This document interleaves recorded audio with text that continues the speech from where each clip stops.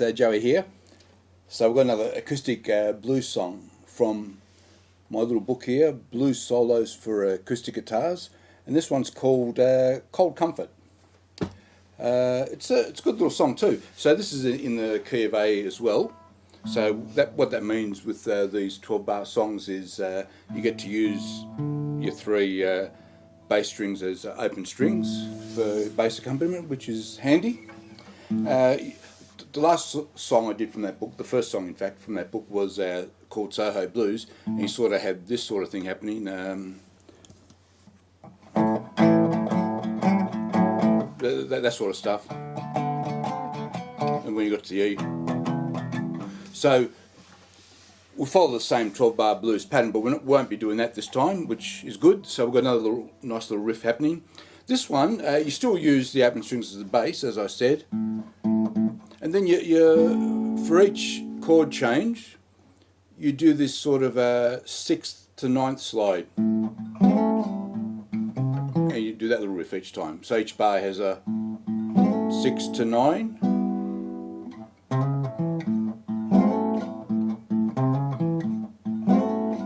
Then you go to the D. And it's always D6 to D9.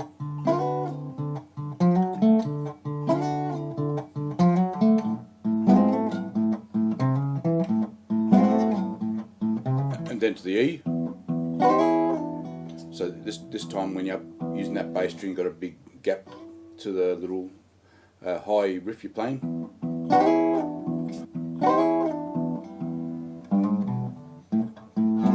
Also, where we go, sorry. And then we've got this turnaround.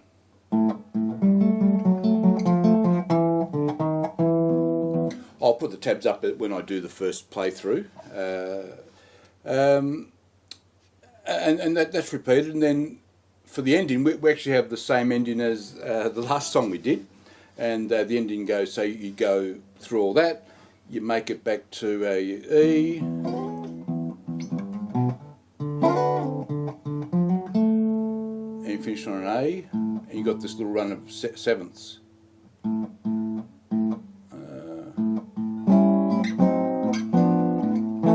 End on that A chord.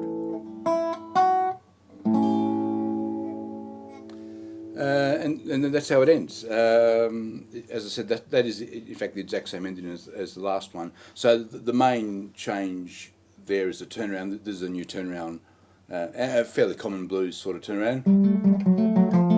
They're all triplets. So you got I'm holding the G note on the 5th fret of the D, and then I'm just running down a half step or semitone down. Always hitting the A note on the G string. End on that E. And then you start over. This sounds equally good on acoustic and electric. And the other thing is you can play with fingers like I'm doing now, or with a pick. On the electric I like to play with a pick. On the acoustic I like to play with my fingers. I just find it more tactile. But when I'm using the electric, and in fact I will have a go on the electric soon,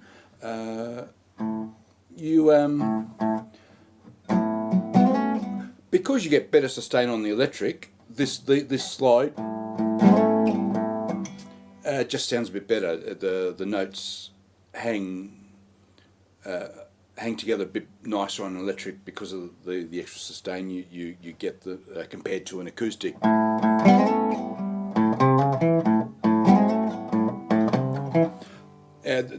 But you can use a pick with it when you get to the D, and then you get to the E. The only trouble is that when you get to the E, you jump in 2 strings to get to that high bit. As for the rest, you are fairly close to the bass string, so you can sort of keep the bass going. I was going to go through the chords. So this 9th, if you can imagine, sorry, that's the 6th. If you can imagine this A partial A chord starting on the 7th fret, if you had your little pinky on the F sharp, that is your sixth, your standard sixth. But we're not playing the high string, so we're using the same three notes that we hold, but different fingering.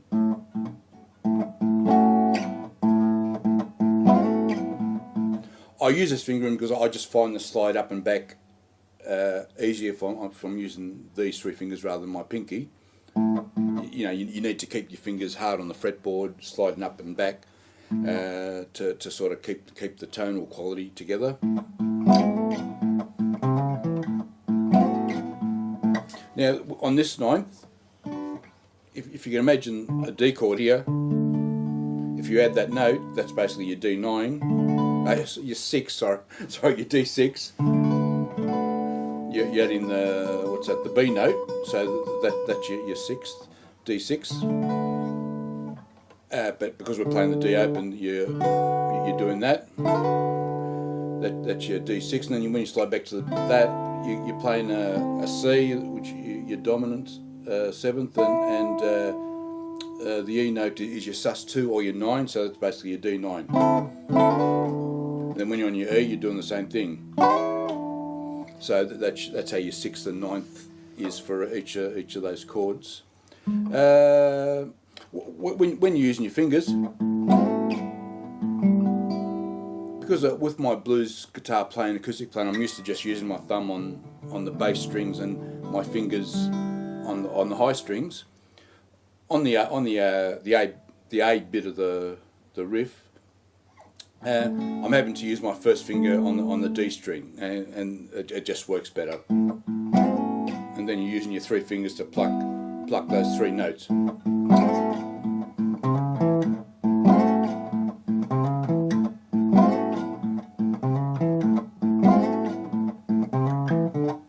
Then move down and move all your fingers down.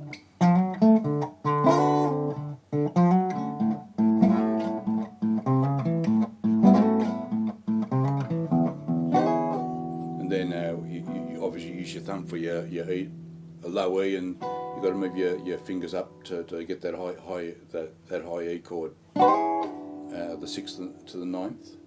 What I'll do now is I'm going to do two run throughs. I've got a backing track recorded on Cubase.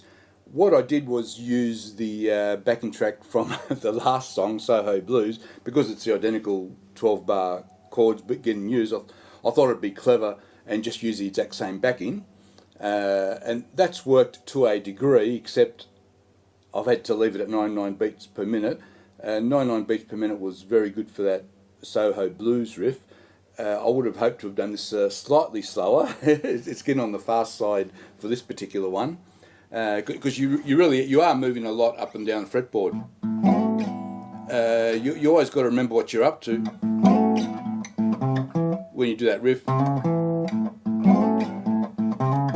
You really want to move back 2 frets to get your second finger on the C note, so you can do the hammer on with your third finger and use your first finger to hit that E note. Same on the D and up here. So you are moving, especially when you do the E bit. You are moving a bit up and down. So at 99 beats per minute, this does feel quite fast.